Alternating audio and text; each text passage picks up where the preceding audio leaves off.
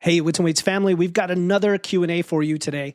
I was going to call it weird Q&A, but these are actually not very offbeat questions. These are really important questions people ask all the time related to fat loss. So hence the name Fat Loss Q&A. And by the way, if you want to ask a question, the best way to do that is to join our free Facebook group. Link is in the show notes, and then ask a question there, because then I could either I can answer it directly, and I could also do it live in our Q&A in the group, and or I can do it on the podcast. So you kind of get a bunch of options. If you just want to have a question answered on the podcast, hit me up on Instagram at Wits and Weights. Instagram at Wits and Weights. And there we go. Let's get into today's questions. The first one is about timing. The question is there a best time of day to work out for fat loss, or does it not really matter? So the short answer is always, it depends. But what does it depend on? It depends on your schedule, your consistency, and your personal preferences. In other words, has nothing to do with metabolism or fat loss, oxidation, fat oxidation, anything like that. From a fat loss perspective, the most important factor is always creating that calorie deficit, period. Burning more calories than you consume. Again, I know it's easier said than done. There are a lot of things that lead up to successfully doing that or not, but that's not what I'm talking about today. The time you work out, the time of day that you work out, has a minimal direct impact on fat loss, compared to your overall energy expenditure and your diet. Now, that said, there are some nuances. There are always nuances, and I did want to touch on those.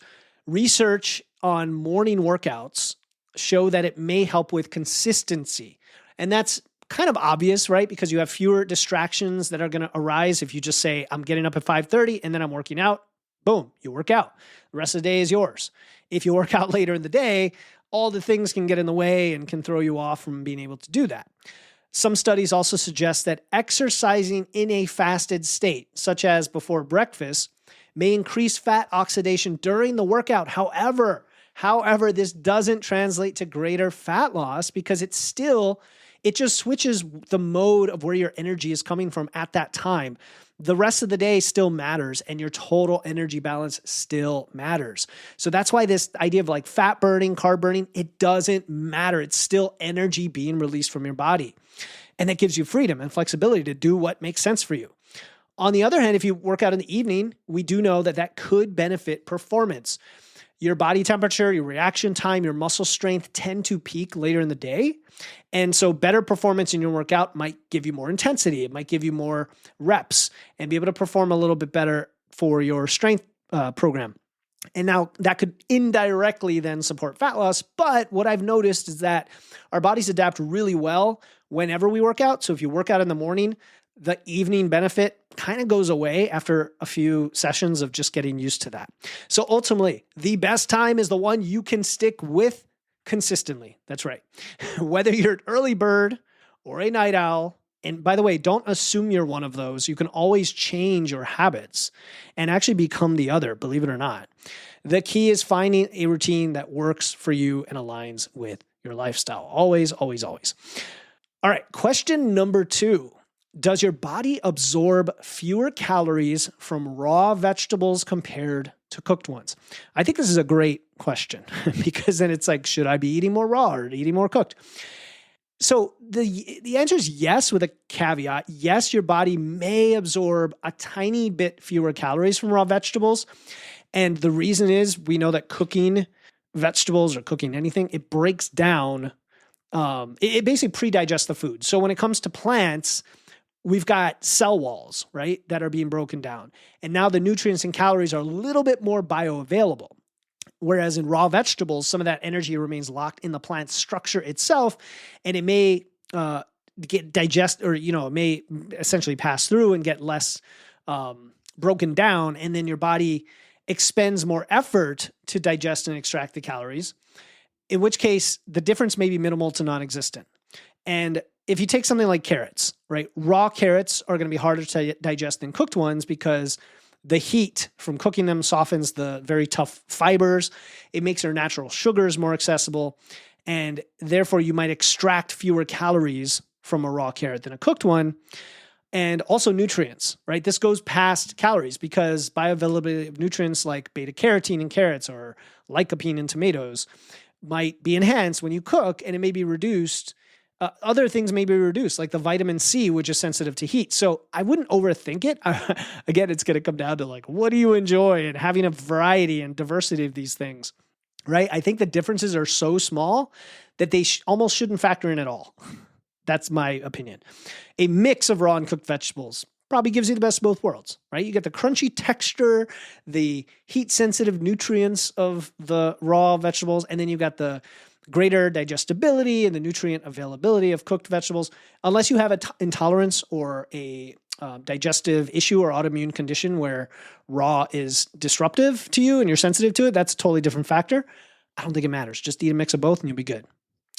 All right, and then question number 3, is exercising on an empty stomach, aka fasted cardio, better for burning fat, or is that a myth? So I briefly touched on fasted training in the first question, but exercising on an empty stomach, known as fasted training or fasted cardio, I'm going to focus on cardio specifically here. It does increase fat oxidation. I mentioned that earlier. When your glycogen stores are lower, which is going to happen after an overnight fast, your body shifts to using more stored fat for energy, which has led to this belief that fasted cardio is somehow superior for fat loss. But the catch, the very important catch that we all have to understand, is fat oxidation during a workout does not lead to greater overall fat loss, because what ultimately matters is your energy balance, how many calories you burn versus how many calories you consume during the day.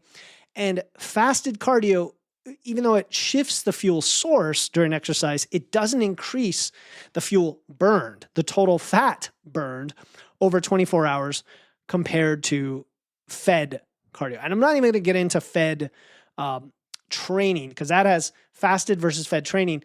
That has even more disadvantages when you try to train, like strength train fasted, in terms of your performance, your recovery, your stamina, right? Now, for the cardio side of things, you may feel better doing fasted cardio. It may fit better in your morning routine to just get up and go for a walk, right? And that will improve you doing it, improve your adherence, and allow you to do it more often. And that's more important than anything.